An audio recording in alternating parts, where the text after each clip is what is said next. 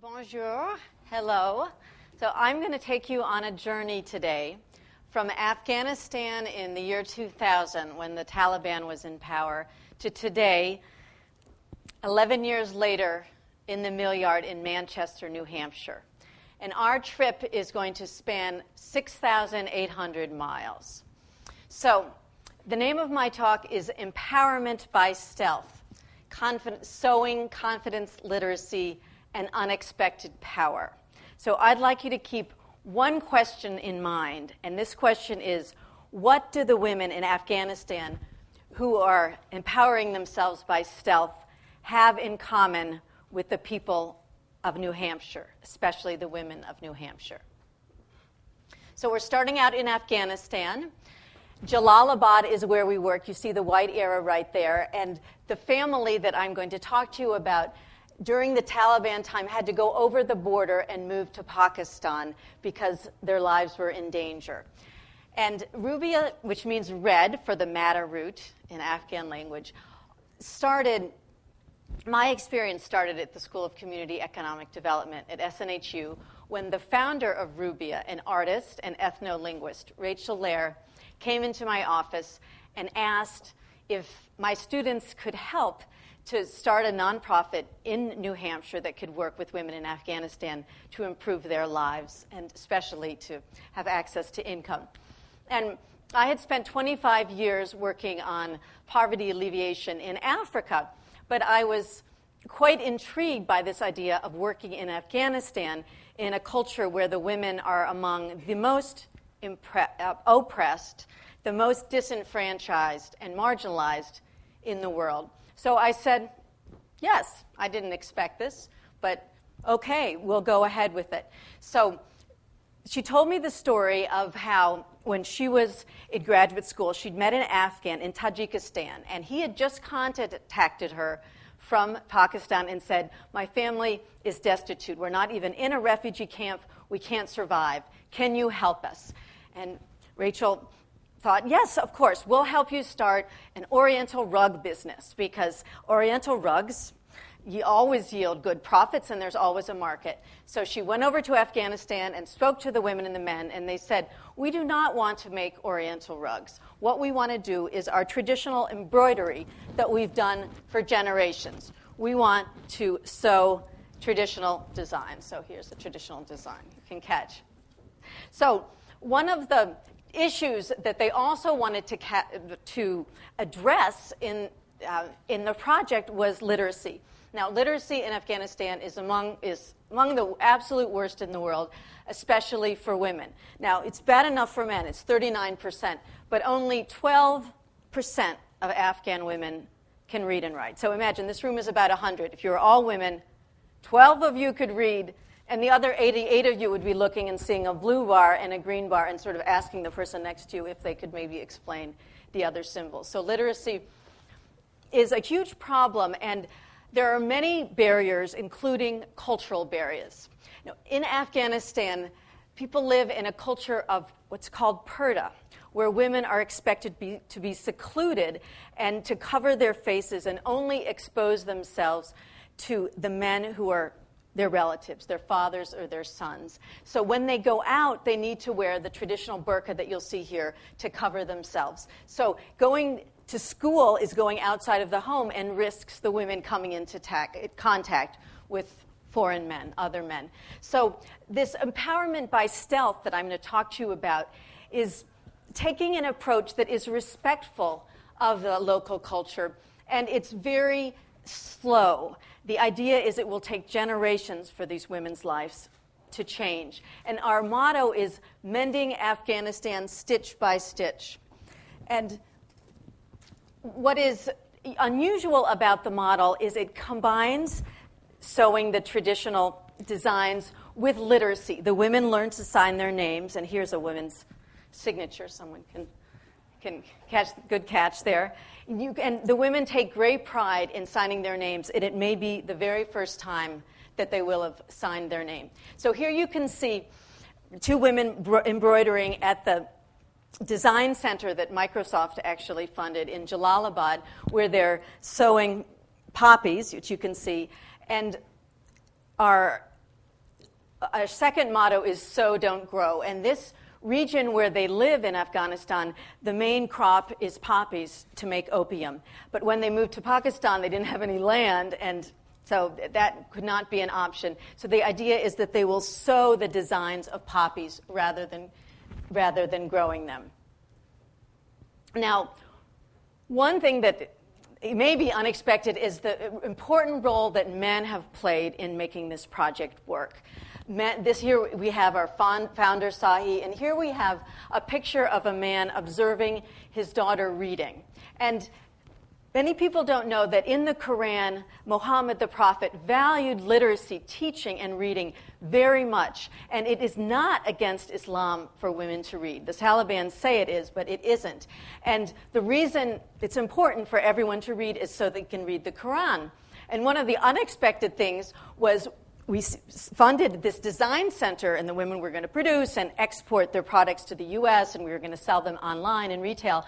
But we started out, and the men in charge said, well, we're going to start with some reading of the Quran. We're going to start with Quranic classes. And little did our Microsoft donors know, but we said, okay. And they said, the way that the men will let the women in the door is you start with teaching them to read the Quran, which is what we did.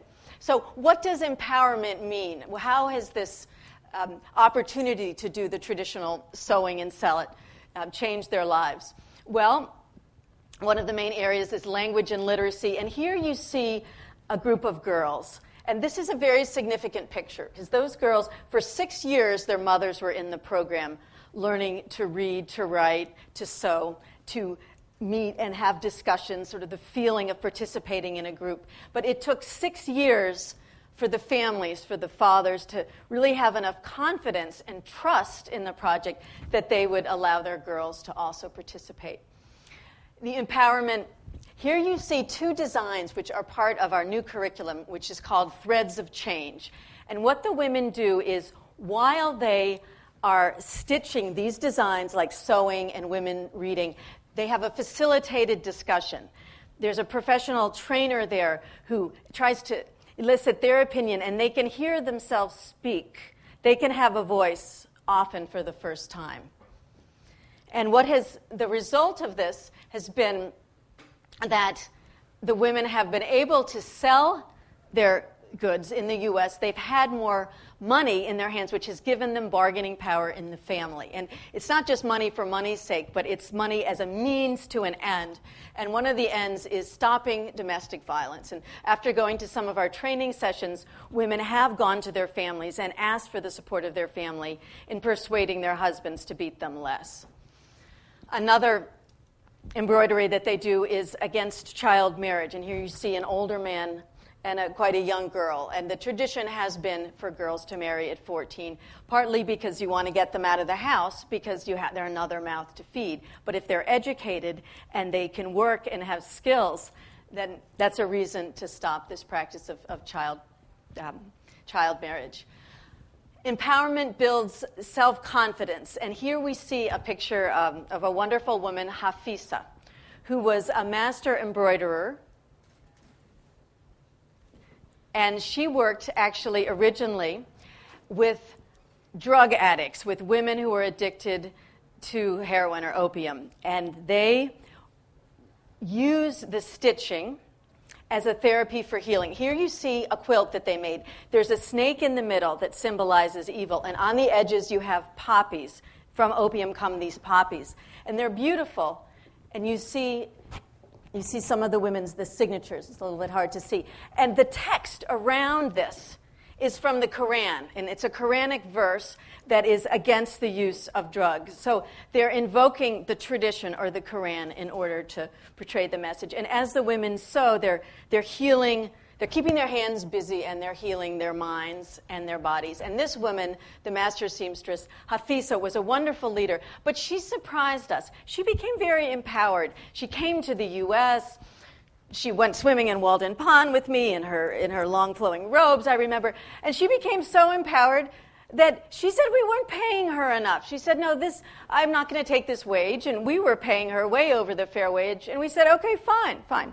So we actually walked away, and that surprised her, but she was fine without us. She's still working in the Sangha Homage Drug Treatment Center. She's paid by the Afghans, and she's still doing the stitching. We've just hired her to do a little piecemeal work for us on the side, but she didn't need us anymore, this outside project. She had the skills that she could be independent herself.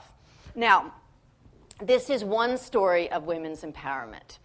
And I'm going to show you another one. I'm going to show you 3 slides of another project where women are learning literacy at the same time as sewing and income-generating skills in order to improve their lives. And I'm not going to tell you where this is. I'm just going to show you some parallels between these women and the women of Afghanistan. Okay, here you see a picture of a young girl who joined her mother in this sewing project. Her mother couldn't speak English, but once her mother began to learn English and began to have more power in society because she could speak English, she decided, okay, I'm going to join the project. Here's another picture of this sewing project where women have begun to sew and make their products, and it's led to a reduction in domestic violence in this community as the women gain more bargaining power. And third, this group of women has also become more confident. They've had community meetings. They're tending to be out and about in the community. You can see them out in their community. So my question for you is, where are these women from? These women who are sewing and becoming empowered. Does anybody have any thoughts? Manchester, yes. These are the women of Manchester. And it's a new face of Manchester. It's a face of African refugee women. And I'll tell you a story. One of my students at the School of Community Economic Development started an NGO, actually, Women for Women. And she said, these women in Manchester, they are depressed and they need jobs. So my students came in and we did a needs assessment, and they said, we really feel depressed. Our kids are at school and our husbands are at work in these factories, and we're at home alone. And in the refugee camps, we used our hands. We did farming. We did some sewing and embroidery. So the class said, okay, great, we have an idea. We're going to teach them to improve their sewing skills, and then we can employ them. They can sew together these Afghan embroideries that we have, because it's hard to do quality control out in Afghanistan, and we have these bits, and they can make these high-end purses that we'll sell to fancy department stores. So we went and we said that, and the women said, okay, we would like to learn those skills, but we don't want to sew together Afghan bits and fabrics. We want to make African clothing and African purses. We want to celebrate our culture. We want to bring our colorful, rich tradition to Manchester. So we started this Sewing Confidence program, and one of the unexpected things that came out of it was that the women then went on to create a project which is called Whole Cloth New Hampshire. And you can see here, the top picture is taken here in the mills in the 1800s of the mill girls walking to work. And right underneath it is a picture of the women walking right here in the mill yard confidently as they go to one of their local sales. So the idea of this Whole Cloth project is that these women will go out and they'll tell their story, and they're traveling all around the state. They spoke in the Mill Yard Museum. They're going to schools and libraries, and they're telling about their heritage. And their heritage isn't impressive, but a pretty poignant one. They were all in the 1994 genocide. They've all seen rapes and murders of their families, and they've lived in several refugee camps. Some of the young girls, their only memories are of refugee camps in Kenya and Tanzania. And they've come here with great expectations of the dream of America. And the idea is that they'll talk to the people of New Hampshire, and there'll be a mirror of their own ancestry.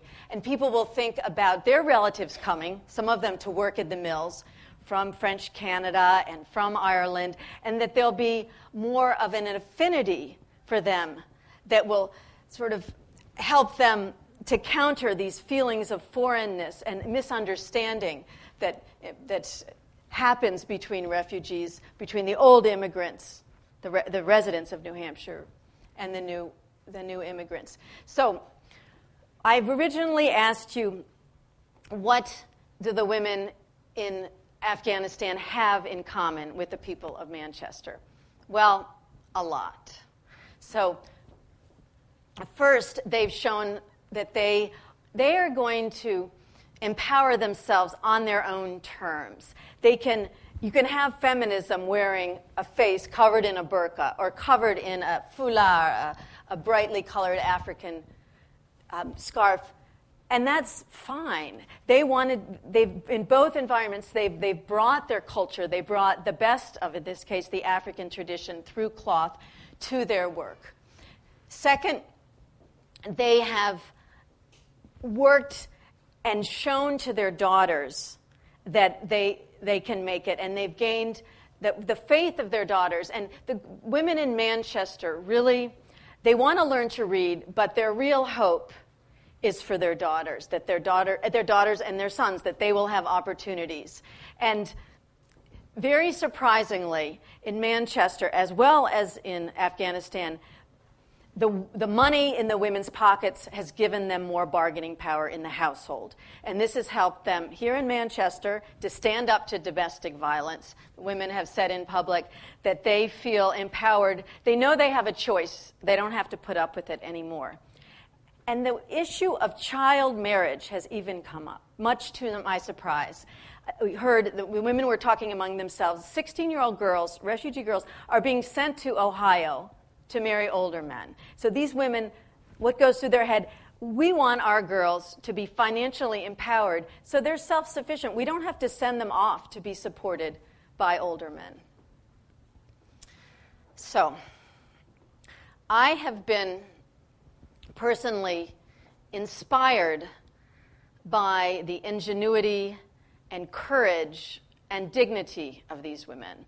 And I hope you today will take their stories back and inoculate your children and your friends against the kind of misunderstanding and misperception of immigrants and refugees that creates the sort of hate crimes that we saw in Concord a month ago, where graffiti was written on the homes of African refugees. So next time you're walking in Manchester and you see a refugee or an immigrant, think of your own ancestors. Give the refugee the respect they deserve and a smile. Thank you very much.